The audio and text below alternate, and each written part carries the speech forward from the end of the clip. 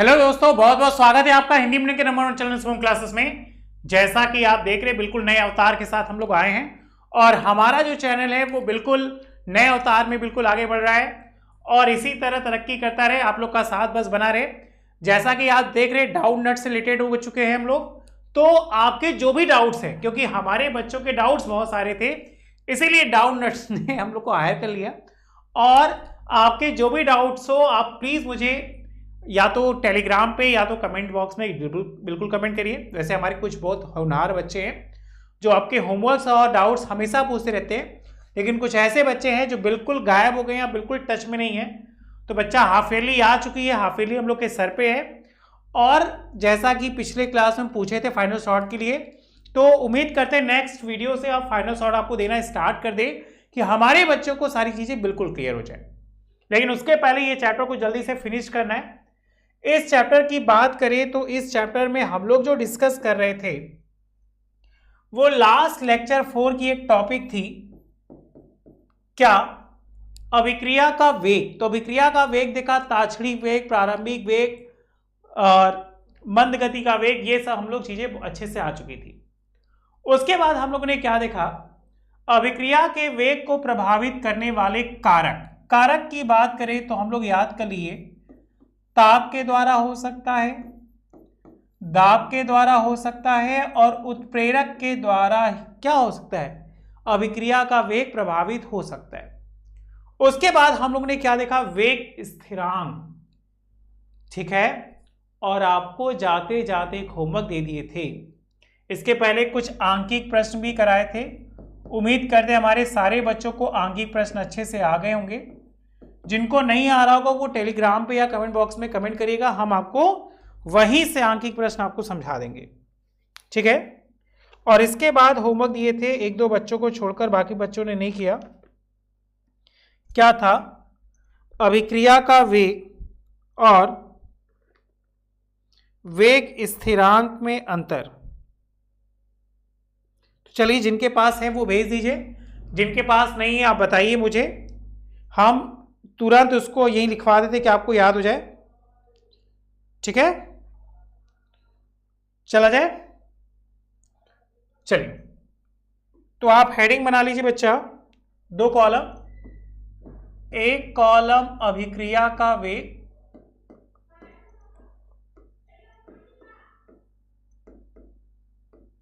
और दूसरा कॉलम रहेगा वेग स्थिरांक।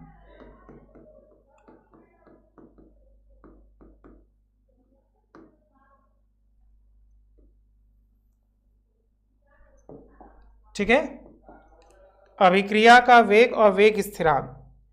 अभिक्रिया के वेग में सबसे पहला पॉइंट लिखिएगा, अभिक्रिया का वेग प्रायः, अभिक्रिया का वेग प्रायः इकाई समय में, इकाई समय में अभिकारक पदार्थों के, अभिकारक पदार्थों के सांद्रण में, सांद्रण में परिवर्तन की दर है।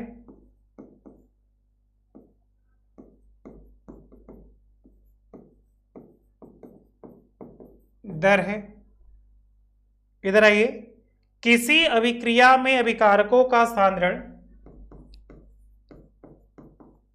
किसी अभिक्रिया में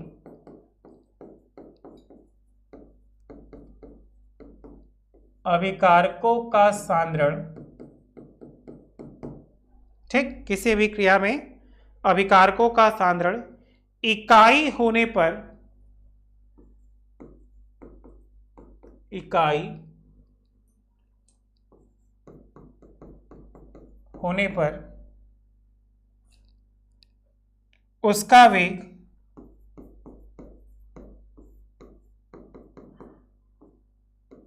वेग स्थिरांक कहलाता है।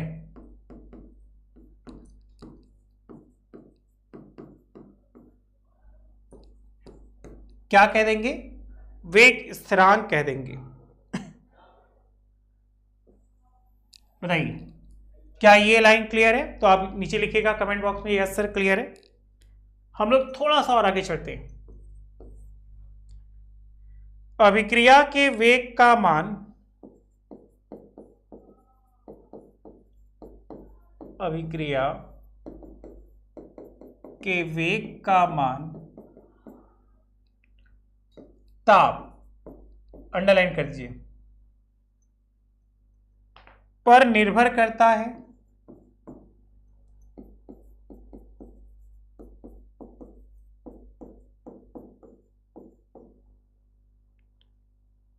यह ताप वृद्धि पर बढ़ता है, यह ताप वृद्धि पर बढ़ता है। ठीक है, चलो उधर चलते हैं। वेग स्थिरांक का मान भी, वेग स्थिरांक का मान भी ताप पर निर्भर करता है। अंडरलाइन कर दीजिए बेटा, निर्भर करता है।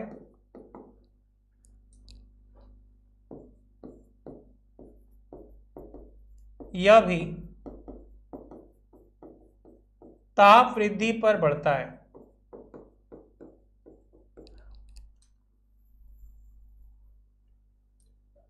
आइए तीसरा चला जाए।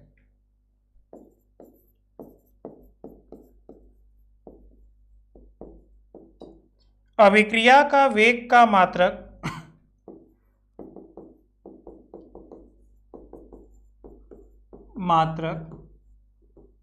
प्राय mole litre inverse second inverse,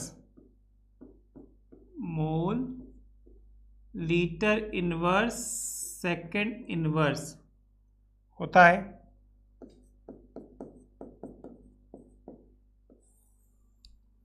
RSN में इधर आइए। वेग स्थिरांक का मात्रक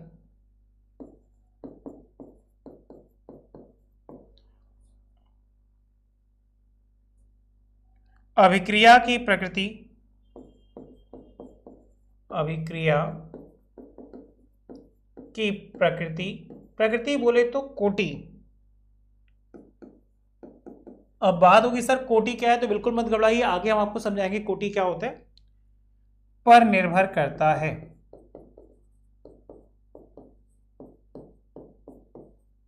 अब एक बचा, चौथा और अंतिम क्या है भाई?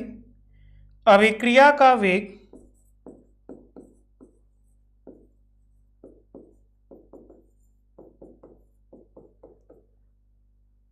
अभिक्रिया के प्रारंभ होने पर घटता है।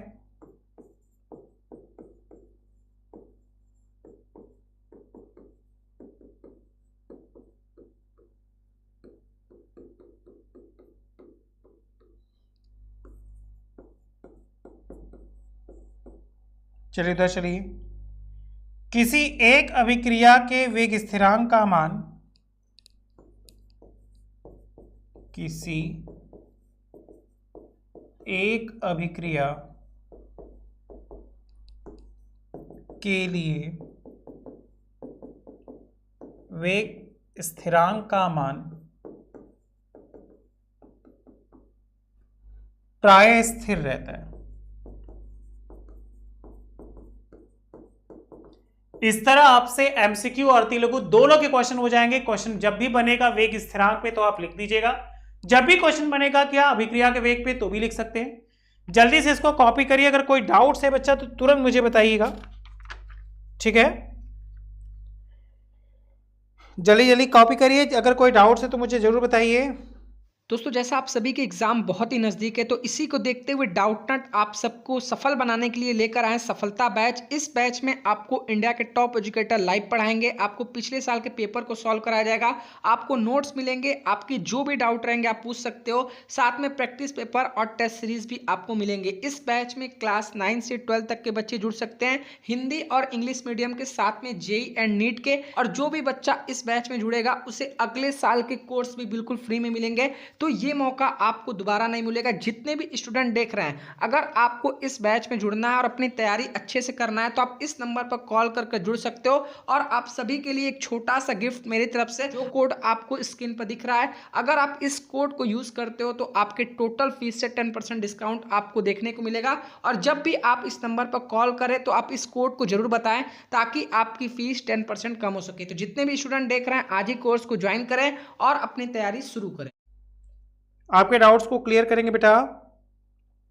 जैसा कि पूजा का बार बार कमेंट आ रहा था, सर प्लीज थोड़ा फास्ट फास्ट फास्ट, तो बिल्कुल बेटा, बिल्कुल फास्ट फास्ट चलना है हम लोग को और जल्दी से क्लियर करना है,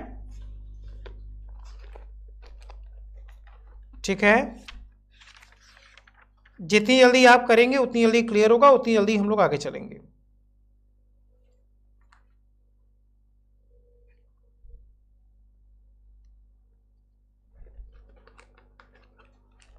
ठीक, आगे चले। नेक्स्ट हेडिंग, अभिक्रिया की आणविकता। अभिक्रिया की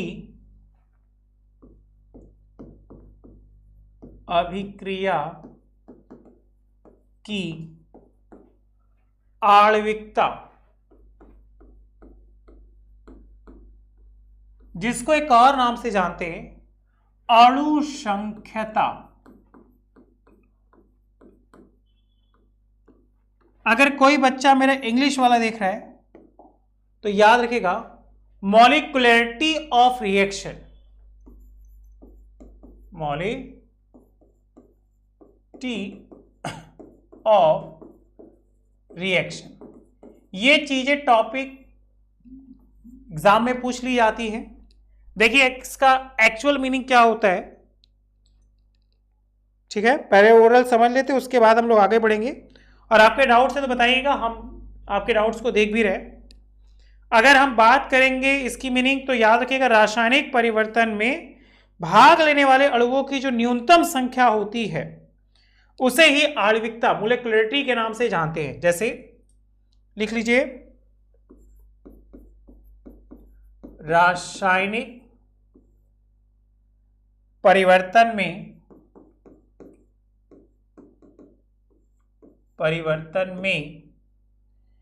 भाग लेने वाले अणुओं की न्यूनतम संख्या, भाग लेने वाले अणुओं की न्यूनतम संख्या, हाँ, या अभिक्रिया के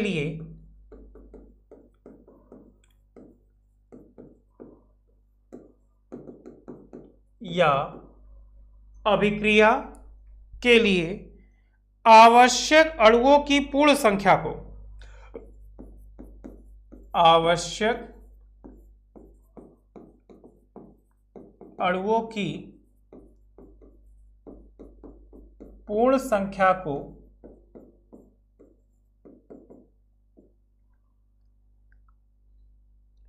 उस अभिक्रिया की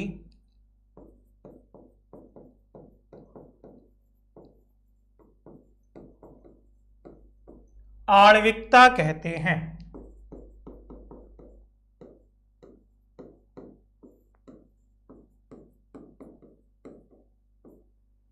क्या कहते हैं बच्चा? आणविकता कहा जाता है। अगर बात होगी अभिक्रिया में भाग लेने वाले अणुओं की संख्या को, तो इसे हम लोग निम्न आधार पर बांट सकते हैं।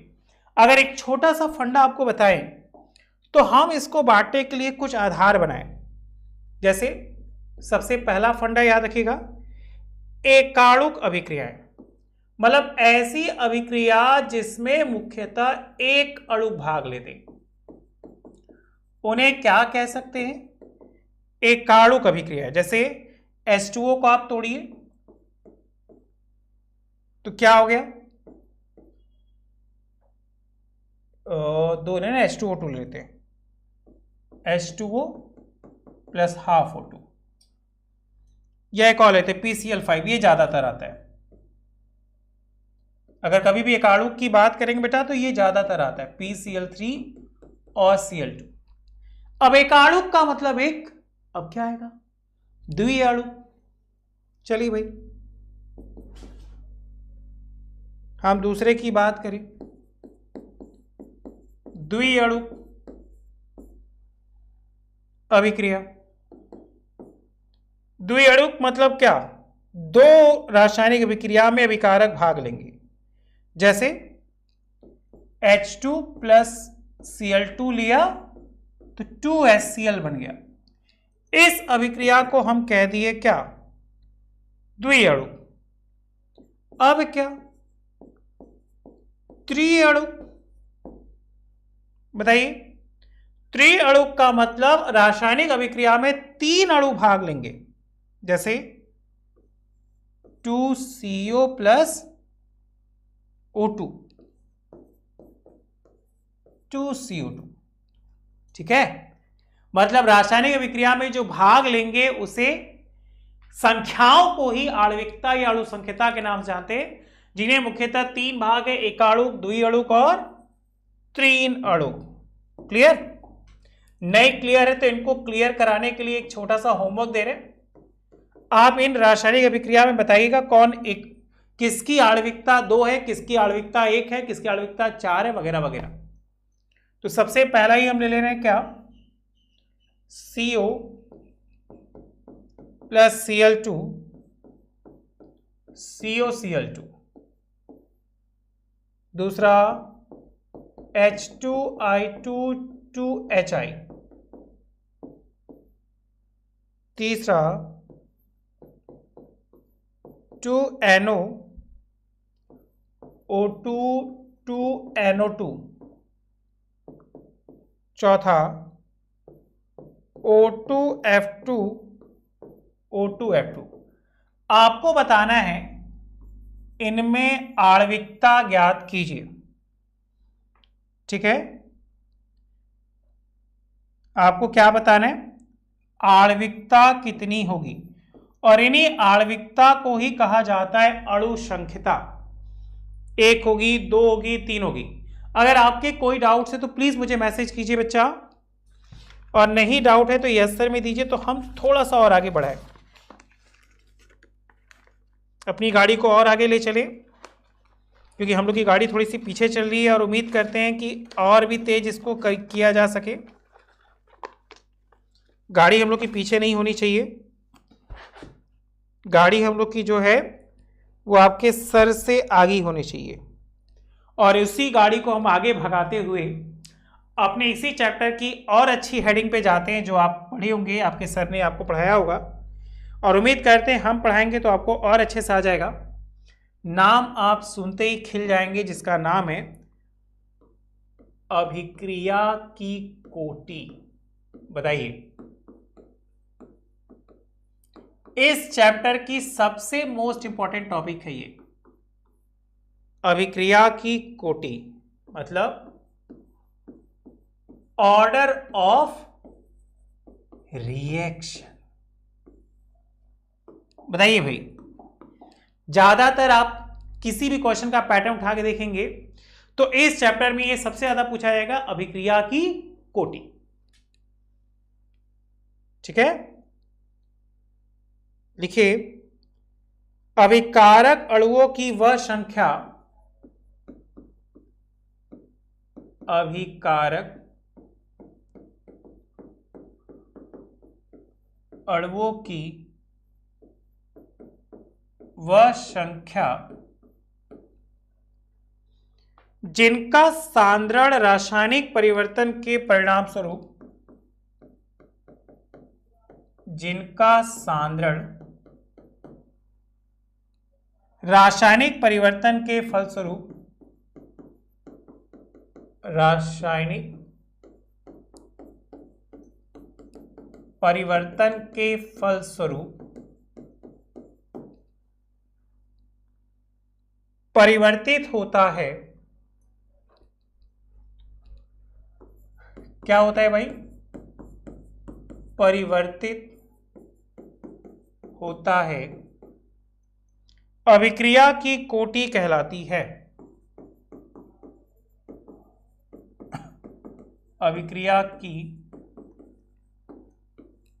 कोटि कहलाती है।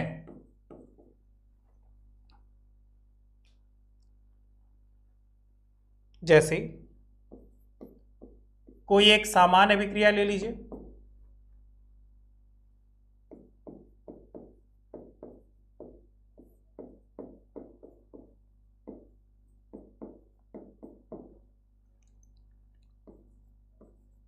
NaNB क्रियाफल पदार्थ।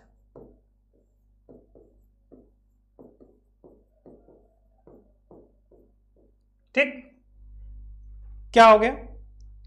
जब अभिक्रिया में A तथा B दोनों अभिकारक के सांद्रण में परिवर्तन हो तब अभिक्रिया का वेग, अतः अभिक्रिया का वेग किससे दिखाएंगे? dx अपॉन dt से व्यक्त करते हैं। क्या हो गया भाई? dx upon dt is proportional a to the power n, और दूसरा क्या है? b to the power m। बताइए, क्या इस बात से आप सहमत हैं? और जानते हैं कि जब इस प्रपोर्शनल हटता है तो एक नियतांक आता है, तो dx upon dt equal to k dot, जिसे कप्पा के नाम से जानते हैं, a इज प्रपोर्शनल n और b इज पावर में m। अब क्या भाई? अभिक्रिया की कोटि A के सापेक्ष n तथा B के सापेक्ष m है। एक छोटा सा नोट याद कर लीजिए, उपयुक्त अभिक्रिया में उपयुक्त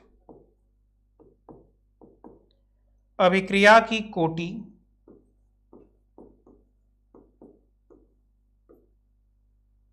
क्या है? A के सापेक्ष n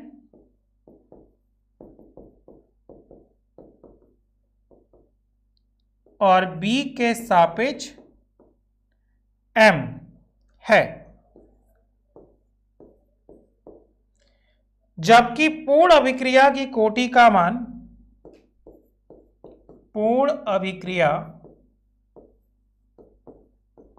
की कोटि का मान हमेशा याद रखिएगा, इन दोनों को जोड़ दीजिएगा। n प्लस m को जोड़ देंगे तो अभिक्रिया की कोटि का मान निकल आएगा। जैसे अगर हम बात करें n प्लस m का मान क्या हो? 0, तो अभिक्रिया की कोटि क्या हो जाएगी? 0। आगे बढ़े, 1 आए तो प्रथम कोटि की अभिक्रिया, 2 आए तो द्वितीय कोटि की अभिक्रिया, उस तरह बढ़ता जाएगा। ठीक है, तो हम मान लेंगे कि जो अभिक्रिया की कोटि का मान है वो मुख्यतः n प्लस m के मान पर क्या होगा बच्चा? निर्भर करेगा। इस लाइन में कोई दिक्कत है? एक उदाहरण से समझाएं, समझ जाएंगे। जैसे अगर मान लो हमसे यहां कह दे कोई एक रासायनिक समीकरण है, ले लेते हैं CH3COO C2H5,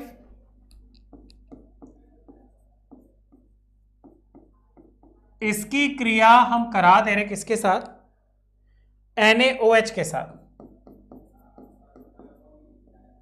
तो क्या बन गया?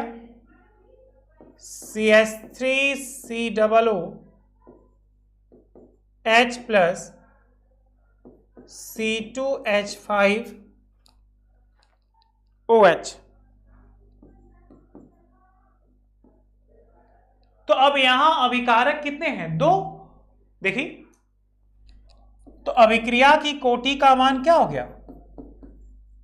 ये द्वि अणु का अभिक्रिया है, मतलब अभिक्रिया की कोटि क्या हो गई? 2 हो गई। बताइए, इस बात से आप सहमत हैं या अभी मन में कोई सवाल है? अगर सवाल है तो सवाल का सवाल के हिसाब से सही करते हैं। आप क्या करिए, अपनी एनसीईआरटी बुक ओपन कर लीजिए। एनसीईआरटी बुक का एक छोटा सा न्यूमेरिकल है,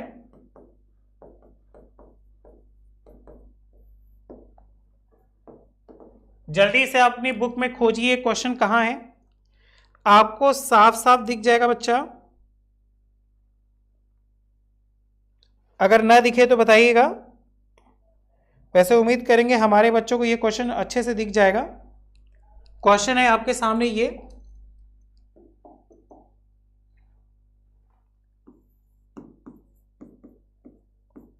उन अभिक्रियाओं की कोटि की गणना कीजिए, उन अभिक्रियाओं की कोटि की गणना कीजिए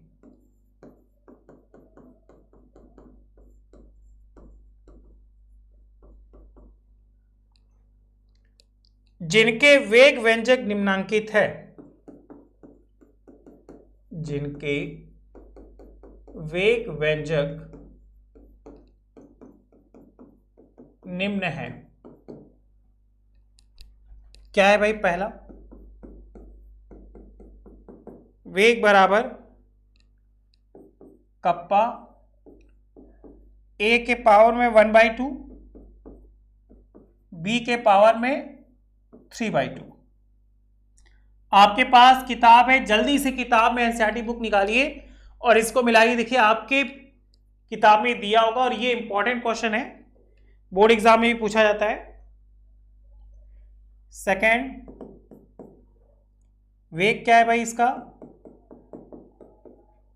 K इक्वल टू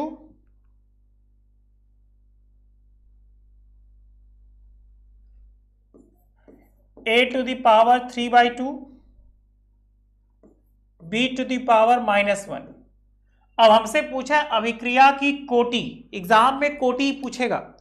कौन सी कोटि है? प्रथम कोटि है, द्वितीय कोटि है। तो जल्दी से इसको याद करेंगे तो चीजें क्लियर हो जाएंगी, और नहीं याद करेंगे तो 100% आपको बता रहे नहीं आने वाला बच्चा। ठीक है, चलिए हम लोग रूल्स क्या जानते हैं? सॉल्व करना है ना, तो आंसर आ जाओ। यदि किसी सामान्य अभिक्रिया के लिए, यदि किसी सामान्य अभिक्रिया के लिए क्या था याद है? कि a to the power x और b to the power y हो तो उसकी कोटि, अब चाहे वहां n और m हो, a और b हो तो भी हम मान सकते हैं, तो उसकी कोटि x प्लस वाई, जिसको आपको n प्लस m के आधार बताए थे, कोई बात नहीं, होती है। तो इसी आधार पर नंबर 1,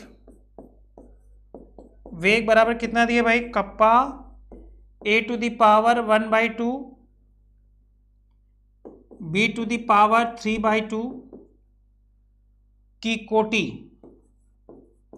अब कोटि चाहे हम x प्लस वाई पे निकाले, या भी जो आपको बता रहे थे n प्लस एम, n हो गया पहले का ये, m हो गया दूसरे का ये, तो 1/2 प्लस 3/2, एलसीएम ले लो 2, यहां पे आया 1, यहां पे आया 3, तो ये हो गया 4/2, काटो कितना आया? 2। तो अभिक्रिया की कोटि होगी क्या? द्वितीय, मतलब ये सेकेंड ऑर्डर रिएक्शन है। बताइए क्या ये बात क्लियर हुई? अगर हम दूसरे की बात करें, दूसरा क्या कह रहा है हमसे, दूसरा कह रहा है यहां वेग कितना है भाई,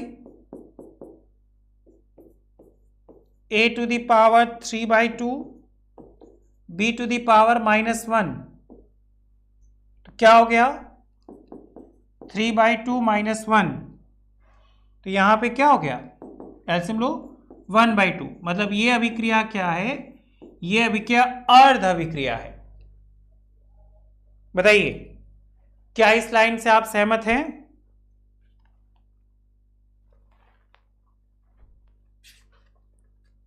क्या ये बात आपको समझ में आ रही है?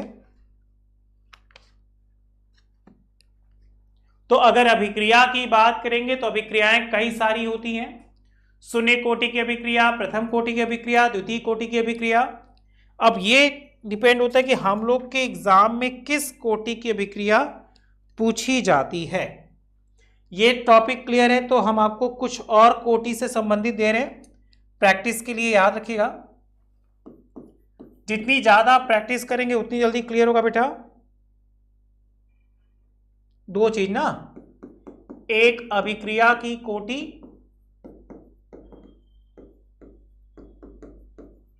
एवं वेग स्थिरांक, ये दोनों चीजें आपको बतानी है। कुछ अभिक्रियाएं आपके सामने ये है, 3NO N2O